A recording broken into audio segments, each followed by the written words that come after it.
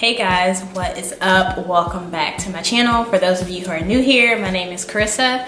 Thanks for tuning in. So today's video is going to be a weight loss tips video. This is long overdue. I've just been trying to compile the best comprehensive tips that I can give you guys because I know there's a lot of information out there, but if I had to narrow it down, I will tell you these top things that you need to do to get in shape. So without further ado, let's jump right into the video. My first tip is going to be failing to plan equals planning to fail. And this is so true. And that is because if you don't pre-plan or prepare meals or be aware of where you're gonna be at, you will more than likely give into temptation to eat really poorly. And I've noticed that this tends to happen for me whenever I go to a place or go to an event already hungry. So if you, let's say you are going out with your friends for dinner or you're going out, to a bar or whatever, eat something before you go, because not only will you be full, but you will have less of a need to just buy something because you're starving. So whenever I do that, I tend to order more appetizers or smaller meals than a full-on entree. That has been such a lifesaver for me. And I know it kind of sucks to have to think so hard about what you are gonna eat that night, but I mean, it literally is gonna be so worth it whenever you are looking good and feeling good. So that's part one of the planning ahead. The other thing would be is meal prep. I've shown you guys before what my fridge looks like. It's very empty. I meal prep and I cook my meals for the week and leave it at that. I do sometimes eat off of the, let's say I meal prep for lunch.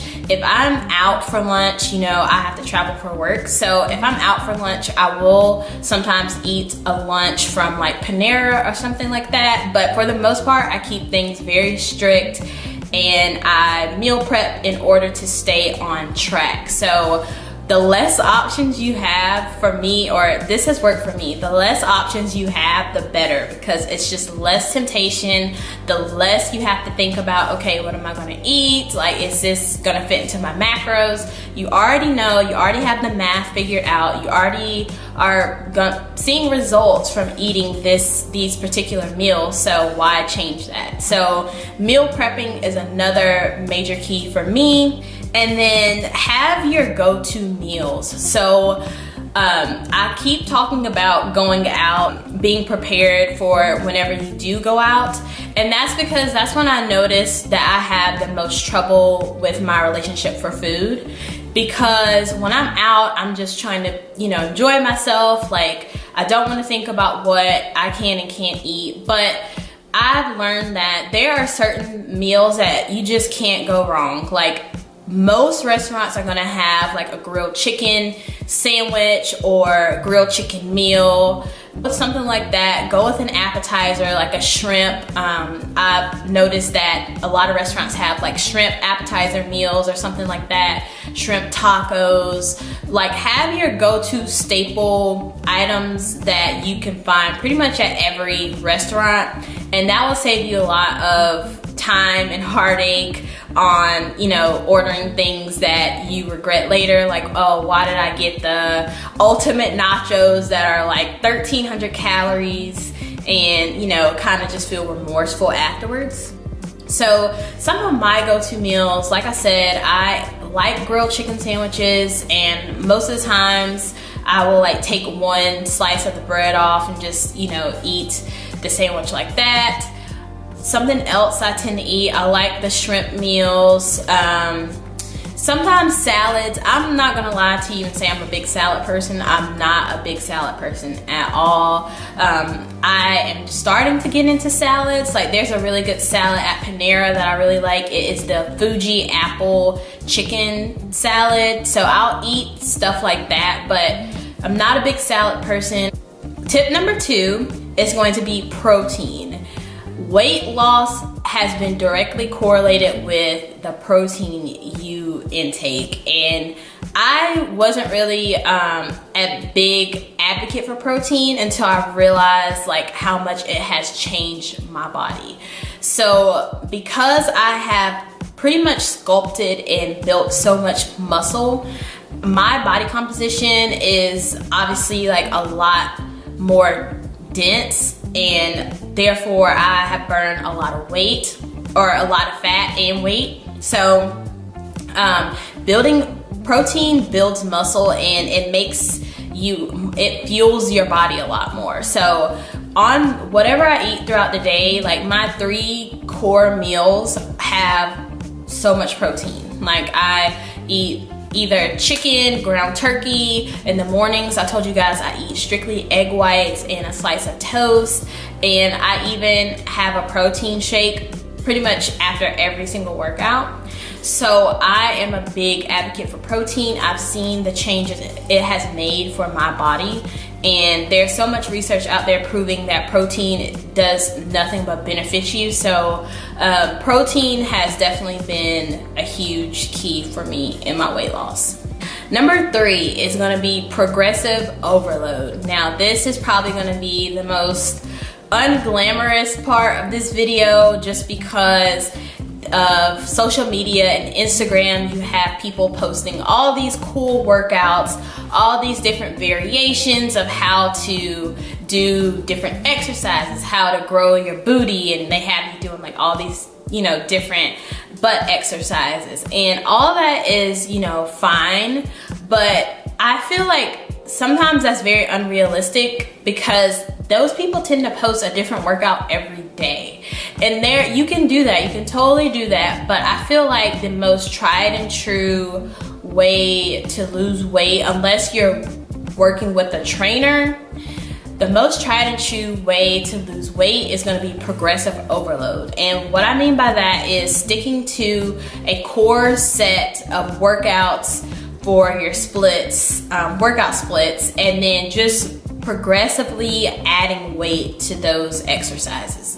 So let's say, so for me personally, I was put on a weight program by a trainer, and she gave me a specific set of leg workouts, specific set of arm workouts, and I did those pretty much for 3 to 4 months straight. Like I did not incorporate my own, you know, oh, let's do this Instagram workout today. You know, I didn't do that. I did the same split for like 3 to 4 months. And that is what changed my body, because it became about muscle memory. My body, you know, got accustomed to how to do those certain exercises. I got more confident doing those exercises because I was doing them so often. I got stronger doing those exercises because I was familiar with them. I knew what my body could and couldn't handle.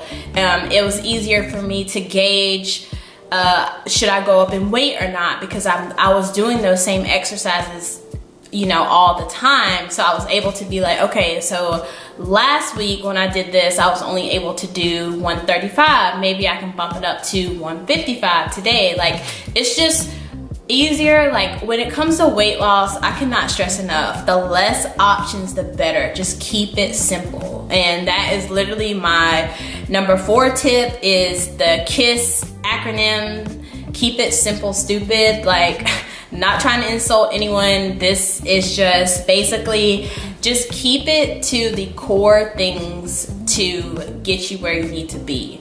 And I feel like that's one thing that Instagram can be a little misleading about, is that a lot of these fitness people on Instagram show these different workouts because, you know, they want to cater to their audience.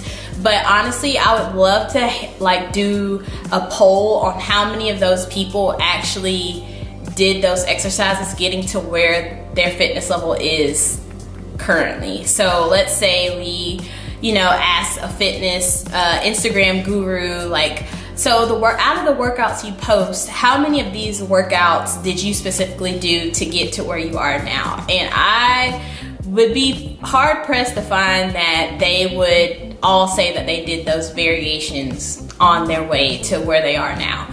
I just feel like it's just kind of misleading to have all these different workout variations when in reality that's probably not what they do. A lot of people probably stick to compound exercises, which are going to be your barbell squats, leg press, deadlifts, stuff like that. Like, it's just, you know, those core exercises are tried and true. They're not going anywhere for a reason, because they have been proven to work for everyone. So doing these variations can get kind of messy, because what if you don't have that equipment? What if you don't have that particular machine at your gym? So it just leaves a lot to question, and it's just like, that's how people get hurt, things get messy, people get discouraged because they feel like they have to bend over backwards to do these certain workouts, when in reality the core exercises will get you where you need to be. So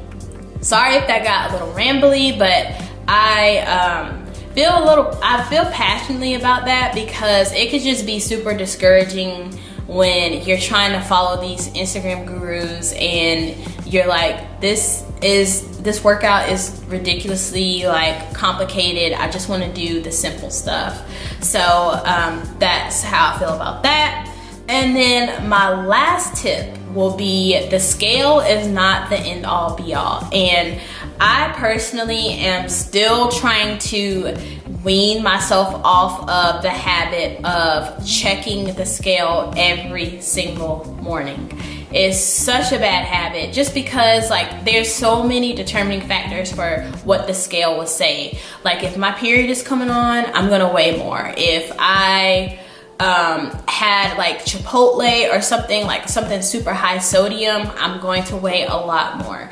It's just like super discouraging if you rely solely on the scale. So the two things that I definitely suggest that you put more stock in instead of weighing yourself so much is going to be progress photos and clothing. So progress photos, I really wish I would have taken way more progress photos, but I was just at a place where, you know, I didn't want any documented evidence of what I looked like. I didn't even want to look at myself in the mirror, let alone take pictures of myself when I was, you know, a little bit bigger and out of shape. So, and I know that's how a lot of people feel, but just, you know, just do it and you will not regret it, because over time you're gonna notice the changes in your body, just like how your stomach looks. Like, oh, you know, my love handle isn't as prominent as it was a few weeks ago, and oh wow, like, you know, I can definitely see how my shoulders are sculpting out. So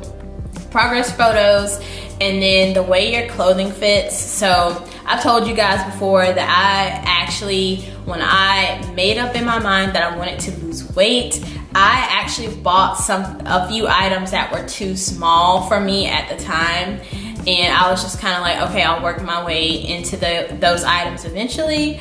And I am not only in those items, but I am too small for those items now. So that is such a gratifying feeling. So clothes, just continue to just monitor your weight and your weight loss by your clothing, and just how you feel overall too is important. So if there's like a flight of stairs at your apartment complex that, you know, you were huffing and puffing to get up, you know, just pay attention to, like, you know, if you're conscious about losing weight and stuff and you're on your weight loss journey, just pay attention to how easy those stairs get, you know, to climb up every few weeks. And just subtle changes like that in your body will really encourage you and keep you motivated. So you guys, those are my top weight loss tips. I know this is a very generic video. I hope it's not too long and talky, but I just really wanted to provide you guys some insight on what I feel really helped me lose a lot of weight. I'm still in the process of losing weight. I've told you guys that before. So if you guys have any questions or things like that, please let me know in the comments below. Also, let me know what other things you like to see on my channel, some other videos, and I will definitely try to incorporate those here on my channel. So thanks so much for the support, and I'll see you guys in the next video. Thanks, bye.